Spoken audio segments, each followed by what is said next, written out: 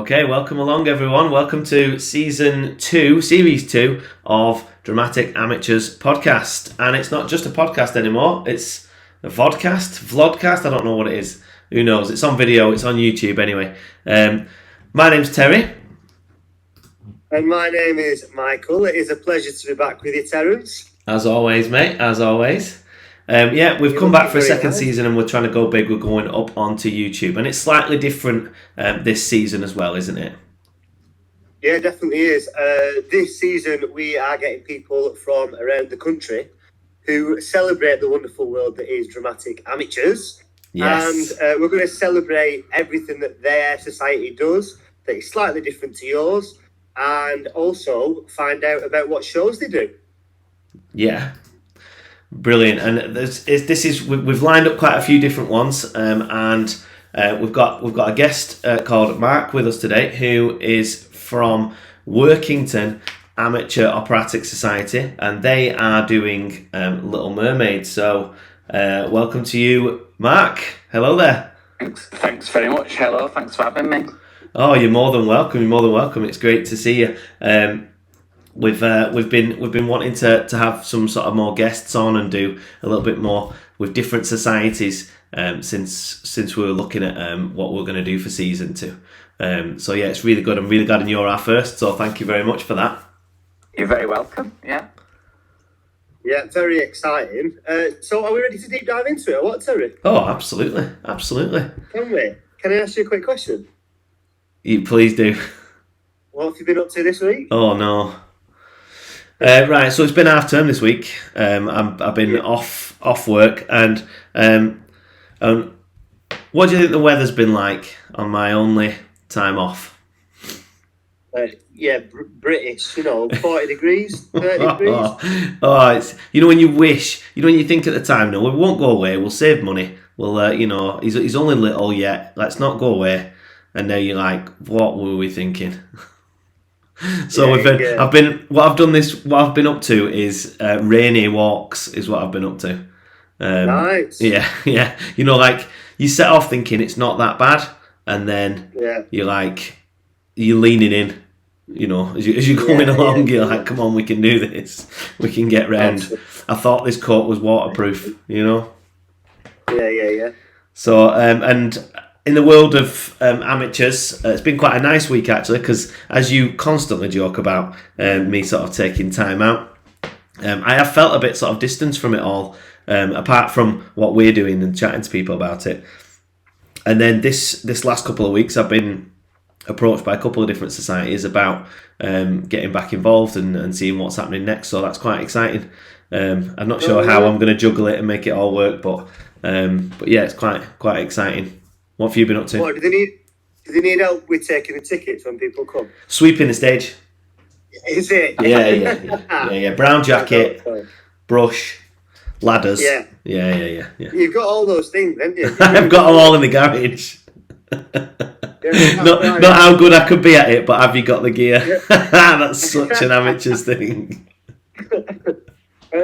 So my week's been a little bit different. It's been the same for you as you, but I've been really ill this week. Yikes. But the slight glimmer of hope that I've had in this week is that I managed to force myself to spread my germs to the Palace Theatre and watch Hamilton. Oh yeah. And awesome. Oh my God. What a show that is. Genuinely, I was in awe. Yeah. The theatre is like, it goes without saying, everyone knows it's beautiful. But the show, oh my God. What did you, had you watched it on Disney? Yeah, and I thought maybe I've seen it already, or I know it, or I won't be shocked by it. But there were little bits that they brought that were different to what was on the Disney version. Oh, yeah. And little bits of comedy that was really funny. And yeah, I just thought it was so much. It was just brilliant. Some of those the best theatre production I think I've ever seen. Yeah, wow, that's high praise, because you've seen about 4 now. Yeah, that is. Yeah, so and that's made the top of your list. I mean, it's no secret that it's one of my favourite musicals in recent years. I think it's just been it's just exploded, and it's the first one for a long time for me that's just felt completely different, you know. Just in in a totally new style, a totally new way, but yet keeping a lot of the things that I love about theatre. And for me, I always ask about people who've seen it on Disney first and then watched it, because I did it the other way around. Right. I hate to drop this into conversation, but I saw it on Broadway, and Clang, and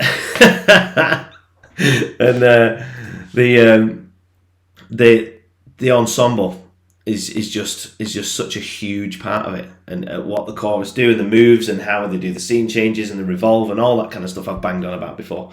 But I just think it's totally different, isn't it? I think with the Disney one, I loved it. I still loved it. I watched it later, like I say, but it's so many close-ups of, you know, 'cause famous faces, isn't it? But so many close-ups as they're singing and stuff and going in on the whoever's singing, is that I think it does actually take away from a lot of the overall thing. So whenever anybody's been, because obviously it's on in Manchester at the moment, so everyone who I know has been to see it as part of this run at some point. And it's been interesting just chatting to people about it and seeing what they thought, because I always think the difference is huge between that Disney one and the when you see the whole thing.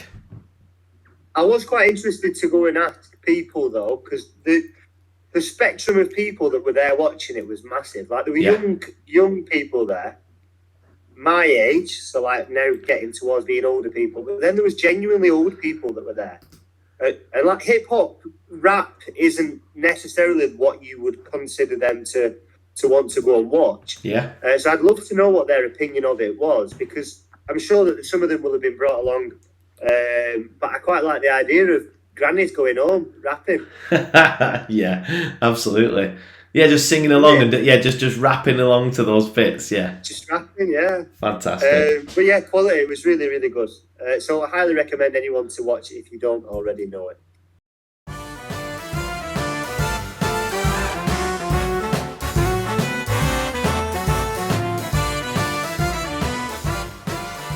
Yeah. Should we get to know our guest? Absolutely. Let's get to know our guest, our Mark. Mark, this is your time to shine. We are going to rattle through some quick-fire questions. Feel free to answer as honestly as you possibly can. Have you got them there, Terry? Yeah. Right, let's do it in you know what I mean. One at a time. That's it. Were you struggling for finding the term take turns there? Yeah. In a week. Before we get into that, Mark, what have you been up to? How's your week been? So I actually went to see Hamilton the other day at the Palace Theatre, but probably not the same day as yours, because my half term was not this last week, but the week before. So right. I went. Hamilton was the 15th of this month, so a week on Thursday. And similarly, fully enjoyed it. I saw it in London a few years ago, and I was in Manchester to see a mate, and I thought, I'm going to go and see it again because I'll get a better seat. Yeah. But similarly, I watched the Disney version, on the one on Disney Plus, and got 20 minutes in and I turned it off because I just wasn't. I just thought, I'm Wrangle. And when I got into the theatre in London and saw it, I thought, yeah, I get why people are going on about this. And so I went to see it last week. And as you say, the audience were just in awe. It's such a different production. But I also, a lot of modern shows now are quite short, aren't they? And Hamilton just isn't. Hamilton is about 2.5 hours. But you are constantly engaged throughout. Yeah. Absolutely. Yeah, definitely. There's something. It's so clever, isn't it? You know, there's something new happening. The only reason I knew it was time for a break soon, and that I knew that it had been going on long, was that my knees were hurting. That's right. Yeah, because those seats, not for the cuddly gent. But yeah. There we go. Camera just went off. Yeah. We lost you. We lost you a little bit there, Mark. But We can hear you. We could hear your audio, but we lost your video a little bit. Yeah, you had a good frozen face though, which was good. Yeah. You did well, mate. Yeah, no, definitely, I agree with you. So you've been and watched Hamilton recently too, then? Yeah, just last week. But it was a few years ago, I in London, and I didn't have such a good seat. So I got a much better one this time. Nice. Yeah, it's fab. Yeah, such a good show. I took my class to see it, and I actually went. We bought tickets, me and the missus, when they first went on sale, and then we got the school trip got organised by someone else, and it ended up on the same week.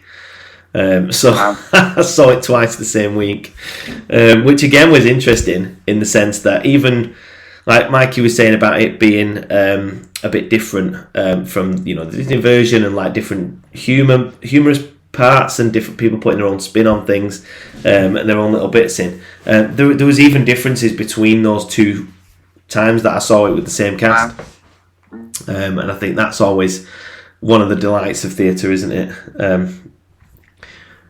Right, Shall we switch off either, can you? No. You can't. You've got to pay attention all the time. Whereas, I'm sure you could go to Sound of Music, My Fair Lady, and have a little wander about with your eyes, and you just can't with Hamilton. Yeah, there's so much in there. Definitely. Right, come on. Let's get on with these quick fire questions. Yeah, okay. Let's have it. Are you going first, Tez? Yeah, okay. So your first question is, what is your guilty pleasure? chocolate. Chocolate, easy, done. It would be. I mean, I've given it up for Lent, so it's difficult at the minute. So I've Right. not had it for a week. So. Yeah. Number 2. What's your last Google search? Let me have a look.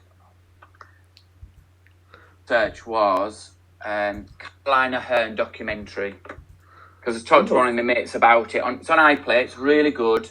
It's about her life and obviously the making of the royal family and Mrs. Merton and all of those. Really good. Yeah, That's fantastic. I'd give that a watch.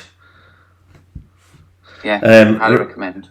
Okay, what is the punchline to your favourite joke? I've got a book coming tomorrow. Shouldn't have eaten it. We don't need the rest of that. Which celebrity annoys you the most? Anyone trying to sell a cream or a hair product or Just all the hair product sellers. I mean, that. Yeah. Any celebrity that's like, oh, this is the best cream I've ever used, you must use it, #ad. What's wrong with wash and go? Yeah. Next season's sponsor. Right, Mikey? You are? It's you now, mate. I just did the celebrity one. Oh yeah, sorry. What's not a big deal to most people, but torture to you? Take things out of the dishwasher, especially glasses, and there's that sort of with your fingers against the glass. With a mug, it's fine. There's nothing there, but glass is squeaky. Really, yeah. Yeah. Oh, here he is. Here's what I prepared earlier. No. What are the least likely 3 words someone would use to describe you, Mark? Spoken. Just say that again for us, I missed it. Yeah, okay. Very quietly spoken. Oh. Genuinely didn't hear you either. Alright, I thought you were just Just say that again. Oh, sorry. Oh, accidental comedy genius. Oh, that's beautiful. Okay, what is the cringiest thing you've ever witnessed in Amdram? don't know. But I think that with that sort of thing, you know each other so well that you sort of get on with it, don't you? I don't know. Yeah. Oh.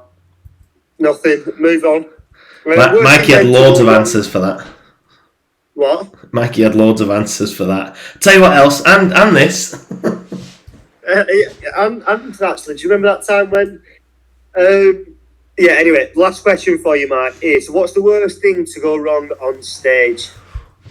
When I started back in the theatre after uni, we did a production of The Sound of Music.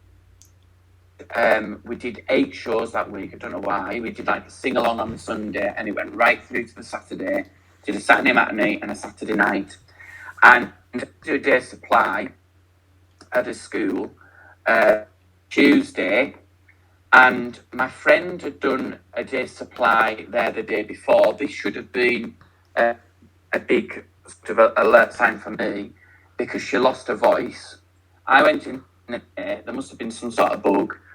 Completely lost my voice, and the show without anything.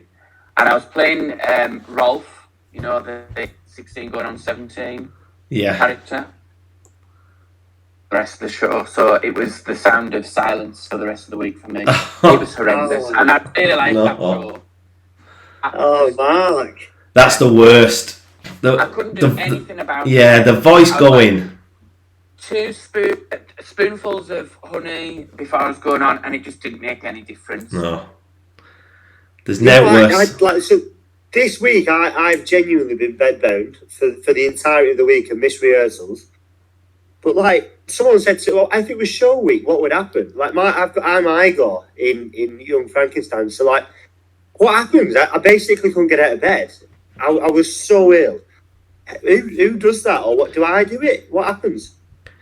Well, with Amdram, it's as much as possible. You just go on, you know, because there's not really understudies and things like that. But if someone, like, you know, broke their leg, you know, or something serious like say, or we're bedbound, you'd have to find something else you could do. You know, someone could. I suppose the worst case scenario would be the absolute worst thing to happen is someone goes on there with a script. Yeah. I've seen that before, and it's, you know, and if it's that or there's no show, then, you know, you'd go for that, wouldn't you? But yeah, it's heartbreaking, especially as a director. From a director's point of view, it's someone going on with a script after everything you've done to get it, you know, to get it to a certain level. She definitely had to message through gritted teeth, you know, like, oh, I hope you're feeling better soon. Get the fuck here. Yeah. I hope you're feeling better. ... Soon. Soon. Yeah. Absolutely. Right, Mark, so tell us about the upcoming show then. Have we got dates, location, ticket source, all those things? Yes. Got them in front of me. So, The Little Mermaid, Disney's The Little Mermaid is on at the Carnegie Theatre from the 13th to the 16th of March, so in a few weeks' time. And it's a sort of combined show between the juniors and the adults, but predominantly juniors. It's their show, and there's a few of the adults, including myself, that's in it as some of the adult characters. It's more or less the same as the Disney animation film, and I think, I don't know, maybe 2007-ish, they made it into a Broadway musical, and we got the rights a few years ago, so that's happening in a few weeks' time. Brilliant. And what part are you playing? It's Chef Louis, and I'm literally for about all of 5 minutes. Oh. Louis is the one that in the Disney animation film, he wants to cook Sebastian. This whole chase scene, and I mean, as you can imagine, they Broadwayed up, don't they, in the show? Yeah, we're all after this crab. We don't catch him.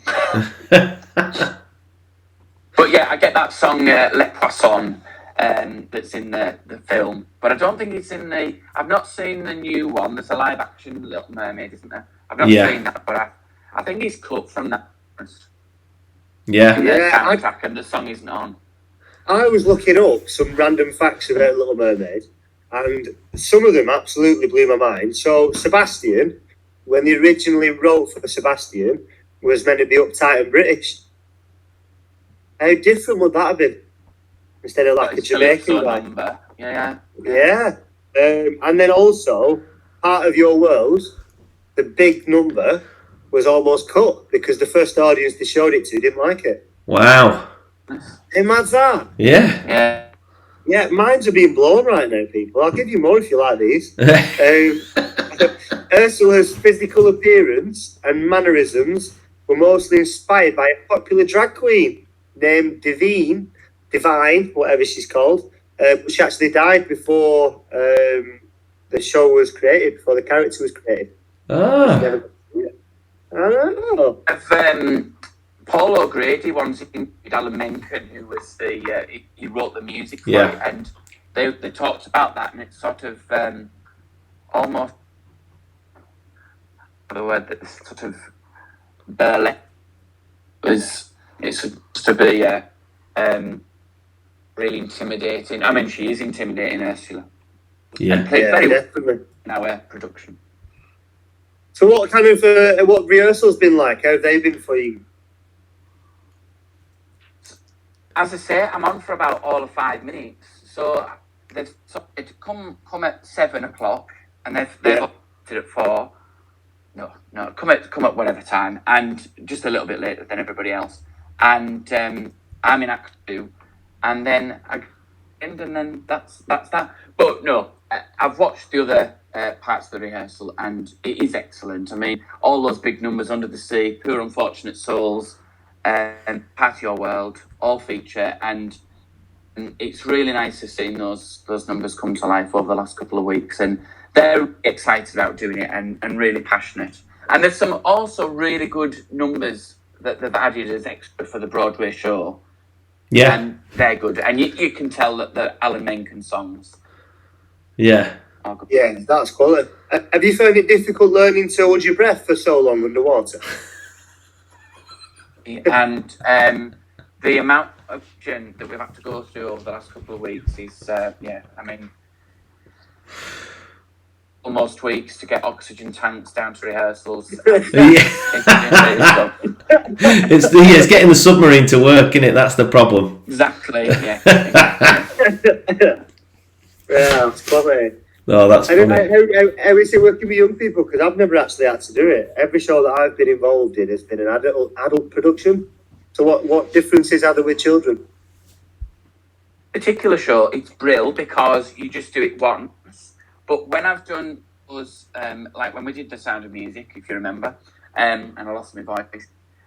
We did The King and I. A few years ago we did Wreck, and in all those shows, because there's been more than 5 shows, we've had to have 2 teams of kids.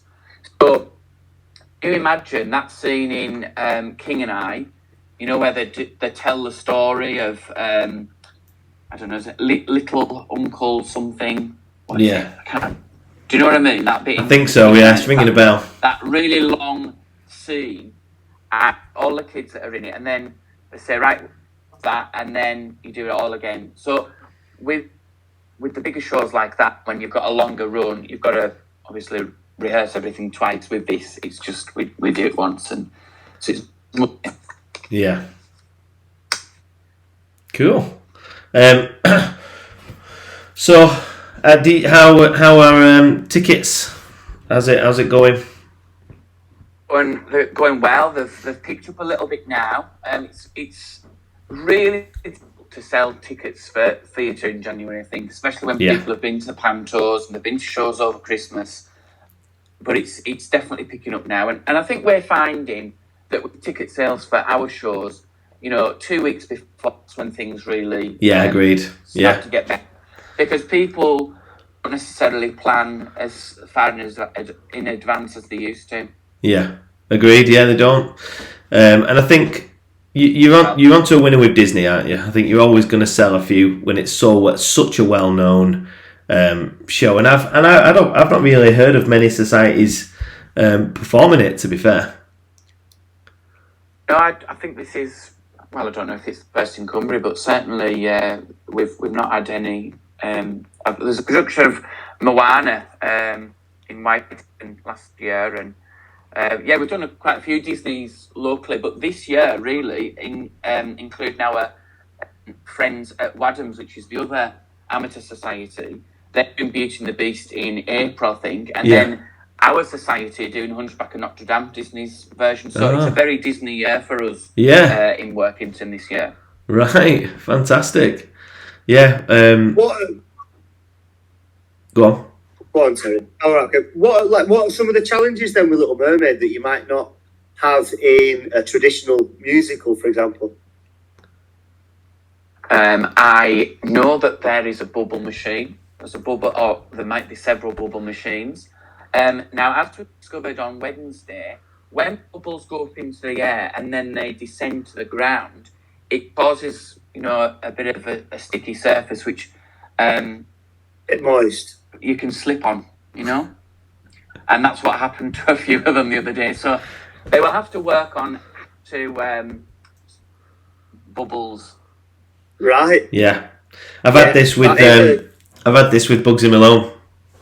I say Bugsy Malone is the end of the show. Have you been in Bugsy Malone? Bugsy Malone, but I was for one of the for the kids shows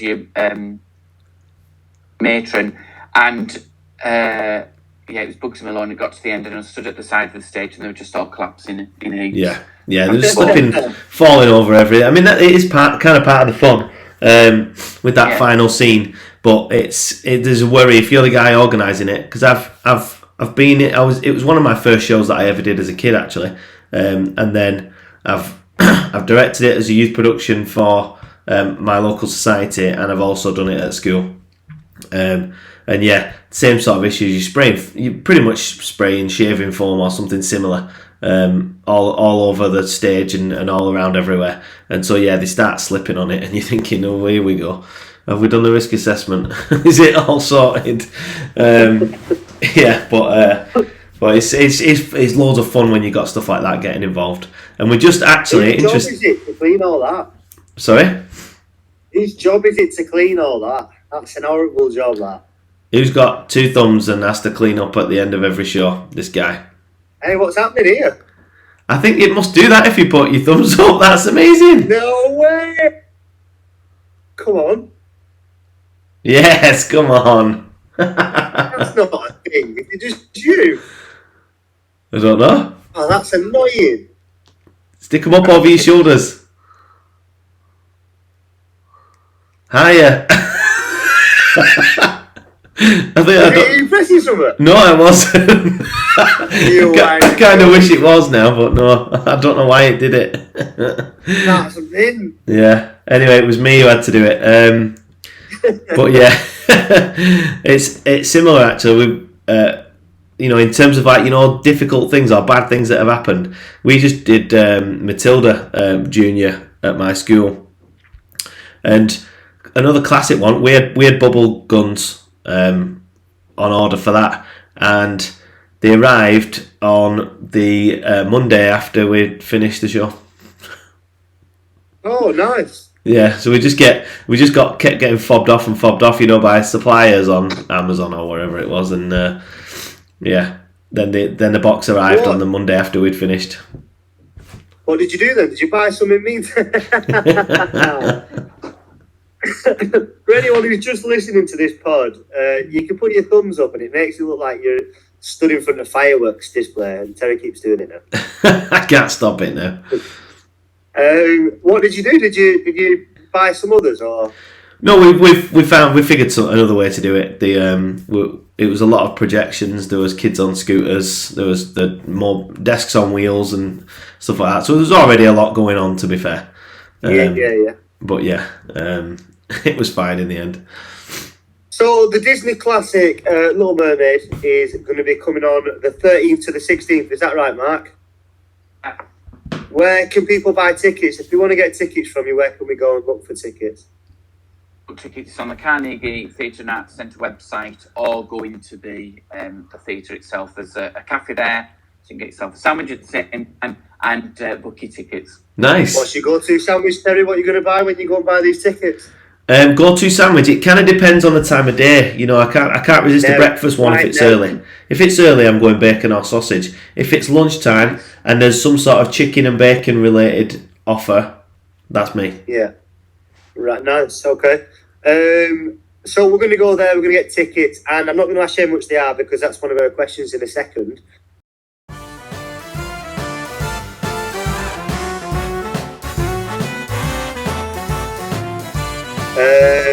But before we move on, we are onto a section of putting something in the bin from the worlds of amateur dramatics. So something that you experience in a rehearsal, on stage, from the audience members, whatever it is, any part of that hog that goes into a show that you want to throw in the bin. So it could be a person, it could be a system, it could be whatever you want it to be. Who wants to go first? I mean, you've got yours ready, Mike. I know what I want to say. So my biggest bugbear, and I'm sure somebody will have said this to you before, and it's not a person, I suppose it's a group of people that insist on going into theatre. Drinks are fine, like drink, but popcorn, rattles, anything that makes a noise. Those people in the bin. Yeah. Is it when they start throwing it at you, or? I like to think our shows are good enough for them not to throw. I mean, just like, I suppose I don't mean as from the perspective of being on stage. I suppose I mean from sitting there and seeing somebody rattle the sweets. You know, as I say, drinks are fine because you can't really rattle them. But I remember we took a group to see Matilda in London, and I said, no circumstances are you going to take sweets in. You can have your bottle, you can have your drink. It disrupts the performance. And I said, you don't want to be sat there in that theatre and everybody be rattling their fruit pastels or whatever.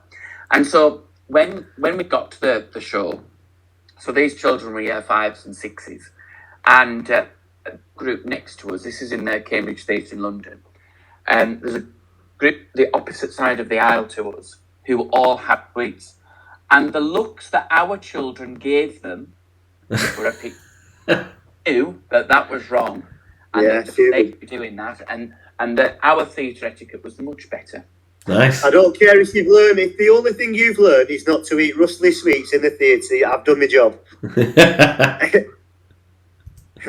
I'm a proud man. Yeah, I agree. I think you can have that, but whoever's argument is the strongest for getting in the bin is the one that we will put in the bin this week. So, Terry, have you got one on the top of your head or not? Mine is similar in the sense that it's sort of audience related. It's a few different things, but I'll try and get specific with it. But those who come in late. And this is rich coming from me because I'm often late for things. But coming in late, it's not just that. It's coming in late, but not really caring about it. You know those people.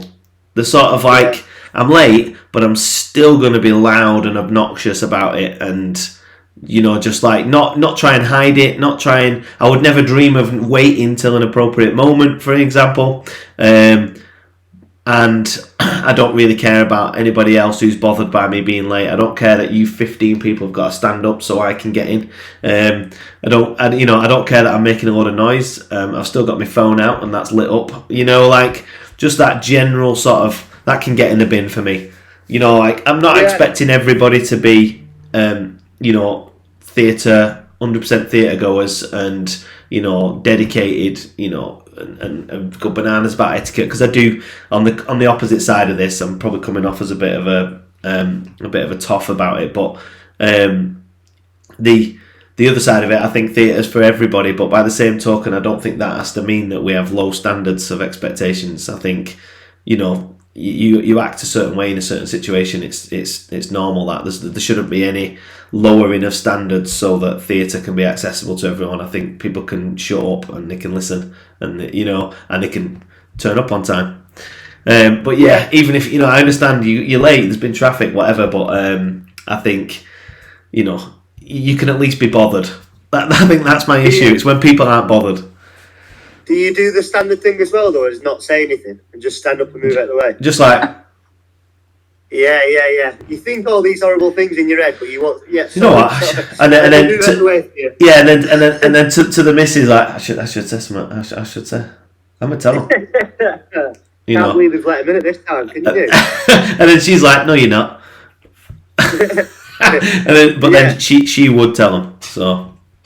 Would she? Oh, she'd have no qualms at all. Yeah. I don't know if you found this. You said before you went to see Hamilton on Broadway. I went to see Wicked there a few years ago, and I found that movement in the theatre was just insane. Like there were any time in the show, and they were off to the bar, and I just thought, yeah, it doesn't happen. This doesn't happen in UK theatres. Well, it did in Hamilton. Loads of people went for the toilet. Yeah, they were doing me head in. Especially with it being long. But they don't think people aren't thinking it's right or it's wrong, are they? They're not thinking that's I don't think people are necessarily malicious and thinking stuff everyone else. I don't care. I just think they're just not even thinking about it. They're just thinking I need the loo, off I go. Yeah, true. Whereas I load it in and get a bladder infection. Yeah. Right, so up to now we have got unruly audience members or bad-timed audience members. Mark, what was yours? Sweet Rustlers. Sweet Rustlers. And I think I'm probably going to win it this week based on mine. However, I'll let you guys decide. So you're rehearsing a show, and the whole cast are now watching it because you're doing a run. And there's people in the cast who are talking louder than what the acting is happening on like when you're rehearsing. Oh. And you can't read. Oh. It takes away from what you're doing because you can't concentrate.